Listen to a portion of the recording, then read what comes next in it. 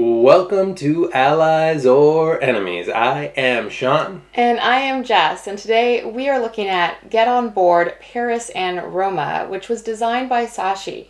And this copy was provided by the publisher for review, but all the thoughts in this video are our own.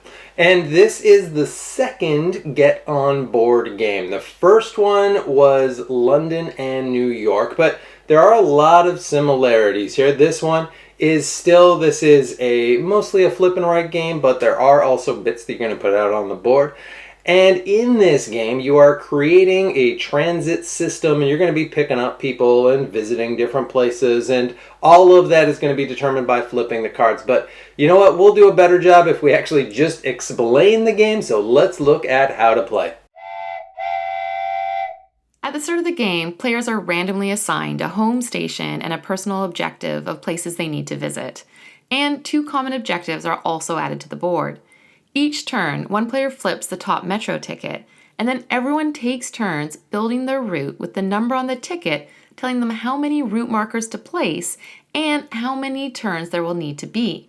When your route enters an intersection, cross off whatever is in the intersection. All of these score differently. Metros let you draw extra routes or can be saved for 2 points each at game end. Grannies are added up for points. Students are multiplied by cinemas. Cross-off tourists score when you pass and cross off landmarks. And flirts score when you visit restaurants, with up to 2 couples scoring each time. Both of these last two will score more if you can collect them up before you get to their building. You also gain points for sharing the same routes as others, or going through speedy route sections in games with lower player counts. The game ends after the 12th Metro card has been flipped. Then you add up points for both common and individual goals you achieved, as well as all the stuff you crossed off, and the greatest route planner is named. So one of the first things that folks are going to wonder is, how different is this from New York and London? Is it worth owning both? And we'll get to that second part later, but first of all, how different is it? And I should explain, this doesn't feel as much like a sequel as it does kind of a, I don't know if requel is a word, as it's kind of like a remake, like they've just upgraded some things, they saw some problems, they fixed those problems, and they put it in a couple of new cities. And so a couple of those fixes are, a big one is a lot of the negative interaction from the first one, not necessarily negative, but if you went on the same space as other people, you got negative points. Now you get positive points for doing the same thing. So you're still trying to kind of trap people, but now you're trying to trap people into going ahead of you instead of into coming behind you. Yeah, you can get a lot of points if you just follow another person's route. Yeah, which I think it's always like it's the same interaction, but why not have it be positive points for you instead of negative points for them? Also, the metros can be used after any turns. You can save that and then change the direction that you're going and switch your route a little bit more than you could previously. And if you save it, it's worth 2 points at the end, which actually is a decent chunk too. So it does feel like you are making a decision for when to use it. And there's just a few interesting little changes, like little extra bits to it. So they've taken out the businessmen, and now there's the flirts. Which I just love it being called the flirts as well. It's just more fun. It is. It's great. And they look so French as well. As for replayability, there are a few things that they've incorporated to change up each game. One of them is the goal cards. So the goals could be very different, and that's going to really change your focus for who you're picking up and what various locations you're visiting. Another one is all the sheets are different in terms of the tickets and their values. So you might have very different number ones to another person and to previously when you played as well. And the order in which the tickets come out are just going to be different by its nature. You shuffle them up, it's going to be a completely different order. I think all of those really play into each game feeling a little bit different. Another change between this one and the first one is this one has a solo mode. And that makes sense because it's pretty soloable. It's pretty much a best score mode, but they got this little thing where they got these 2 cards. You just put those after numbers 6 and 10, it even shows on the back, in this deck. And then when it comes to them, you flip over the goals in 1 and 2, and now you score less on those goals. So it's just a little timer for the goals. Otherwise, it's a best score mode, but it works pretty well because there isn't that much interaction in this game. So it does feel pretty solo-friendly. Well, and one thing I noticed about the interaction is often for the Anne Wright genre, you are working on your own sheet and it's your own puzzle. And the only bit of interaction comes with usually a draft or some form of card or dice that you're choosing. What's interesting for Get On Board is this shared map. It isn't often for these types of games that everybody is working off of the same map and you're seeing each other's routes and able to even build off of those too. And this is what sets it apart. And this is kind of, I feel like, the contentious part of this game too. Yeah. And I'm not sure totally how I feel about it, because it is, like, one of the things I like about a roll and write, a flip and write, is that you can take it anywhere. I love that you can throw it in a backpack. I love that it's super easy to play at a bar. And this isn't a huge board. This is quite a small board. And it's not like a huge price tag either when on this game because of the board. It's still a fairly affordable game. But there's just something about it that I feel like, oh, but I'm writing. Oh, but I'm putting stuff out. And I don't know. I like it. And then also it feels, I'm on the fence about it. Yeah, I'm on the fence as well. And I think one of the issues that I have is the fact that it has to be in turn order. Because one of the things I like that is in some flip and write or roll and write games is the simultaneous play. It's not in all of them. But this one, it very much has to be one person than the other because you might be following each other's routes or something along those lines.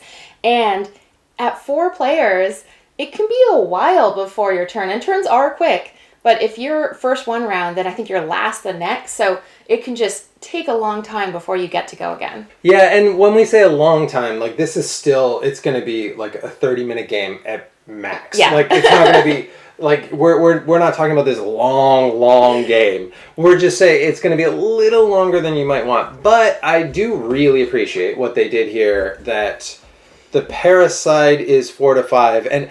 But I'm torn on this too, because as 2 players, I want to play the Paris side and I want to play the Rome side, even though I know that it's just a matter of, lines and numbers, and this is just set for more players and that's set for less, and so that's the one that fits. But I want to play with this Paris background art. I want to go by the Louvre and stuff. But I appreciate what they did. And this also has this little bit here. So in a 2-player game, you've got these burgundy and yellow streets. And one of those, depending on what colors, this would be burgundy, comes out on the first card, is going to also work a bit like if another player just had random routes out here. So you also gain a point if you go on those. Yeah, it is funny because I guess there really isn't that much difference between sides because it's still the same passengers, it's still the same types of buildings you're visiting. But yeah, we sometimes just want to go to Paris. In the first one, I felt it even more because the New York map is very, it's very Manhattan. It's the island, and that was the smaller, the 2 to 3 player map. And I was happy to use that one. But we live in London, so I really wanted to use the London side and be able to flip it over. But then we need to either play 2-handed, which is crazy, just to use the bigger map, or bring people over. Speaking then of the art, how do you feel about the components and the icons and everything related? Yeah, it's pretty. Like, I love these. I love these Metro tickets. I think they're wonderful. A bit of a pain in the butt to shuffle, but you do only have to shuffle them once in a game. So it's not a big deal. And I'm willing to trade that for how cool these look. And, like, the art is lovely. Like, the people look lovely. Absolutely, especially the flirts, and I like that they did so many different ones. I like that you can have any mix of couples. I think that's great. Yeah. But there are just a couple small trickies. First of all, the restaurants look like hotels. I don't know what this, like, why are we going to the hotel restaurant and not a restaurant? Yeah. Well, and the other biggest tricky for me is that the student is visiting a music show, or it's a music auditorium that's listed as a show. The building does not isn't intuitive for what the student is visiting. Yeah, it says in the rule book that it's a student in a cinema, which is already a bit strange, but then the cinema actually says music hall on it, and it says show, and so, yeah, it's why not just make it a musician? And these are all nitpicky things. Overall, I think it looks really lovely, and I like the little metro that you start off with, and the wooden pieces, and the colors, and as it lays out on the board, it really does feel like these maps are getting built and populated. So I do think overall it looks really good. So thinking then in terms of who is playing this, I had a couple of thoughts of who this might be for. I think having this shared map actually might be beneficial for people who are relatively new to like flip and writes, or just even new to not, simple card games, because you can help them out on their turn. I think a nice thing about the board as well is if you haven't played roll and writes and you've basically played board games, this is like the little hold your hand, like it's still a board game. Yeah. Don't worry about it. And there's just these little, you're going to write on some stuff, but it's fine. There's still a board here to keep you comfortable. And it does look nice, and it does give you that interaction. So people who want flip and writes but wish that there was a bit more interaction perhaps than something like Welcome to IELLO. That's a tremendous game. But if they wanted a bit more interaction than that, this does provide that little bit more interaction. Yeah, I do think as well that it is something that you can have out and have a little bit of a chat at times as well. Like some other roll and writes, it's just silent, as everyone is really focusing on the puzzle. This one did feel a little bit more social. That is true, and that is a bit of that simultaneous play too, because you're always playing. Like Hadrian's Wall, we do not say one word. No. We play that game for an hour with our heads down, and I love it. Yeah. But we do not. I just could leave the room and go do something else. I wouldn't even know. So this one does not have that. It is also, it's very simple. This is a pretty simple roll and write. You can explain. The flirts, I guess, are a little bit tricky, knowing about the, like, if you cross off a restaurant, you get rid of the rest of that line, and then you have to start again on a new line. Yeah. It's a little bit tricky, but for the most part, this is just you go to a thing, you cross it off. You go to a thing, you cross it off. It's pretty intuitive, and so I think you can bring newer gamers into this. They're not going to have a lot of problem, and like you said, you can see what they're doing on the map, so they're way off. If they're doing something weird, you can be like, oh no, you just got to do this. And I think the look of having it look so lovely too is a great way to bring in newer gamers as well. So I guess that brings us to just what do we think of it? Would you choose this over other roll and writes? Would you choose this over the original one? So I would choose this over the original one. I really like the changes of making it more positive when you go on someone else's line, and for these burgundies, and again, that's a positive, whereas a negative in the other one as well. So I definitely prefer the Get On Board Paris Roma.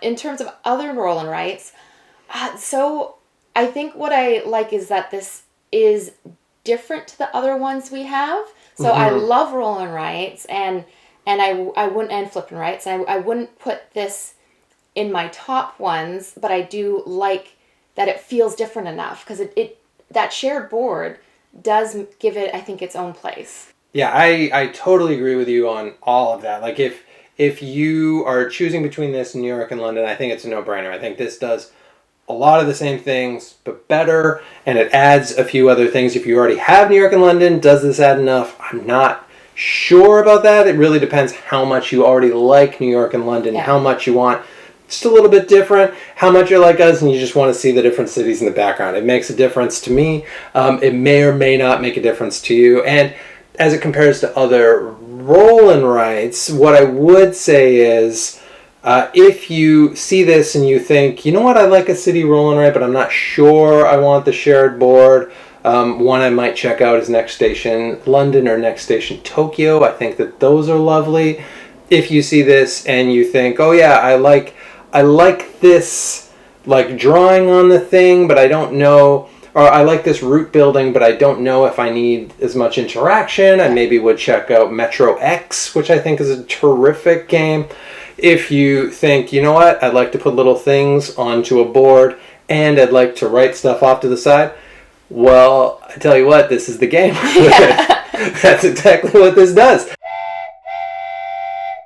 And that's it. Those are our thoughts on Get On Board, Paris and Roma. Please do let us know in the comments if you've played this one, or if you played the previous version, or if you've played another flip and write game that uses a shared board. I'd be interested to hear what other ones are out there. Or if you played a flip and write game about travel, because I'm a sucker for flip and writes about travel. Another good one, Boomerang, is a fun one in a super tiny box. We've only played the Australia, but Yep. I like it a lot. And I really want to play On Tour, but it's been very difficult to find here in the UK, but I hear excellent things. And as usual, please like, subscribe, and we'll hopefully see you next time for another game.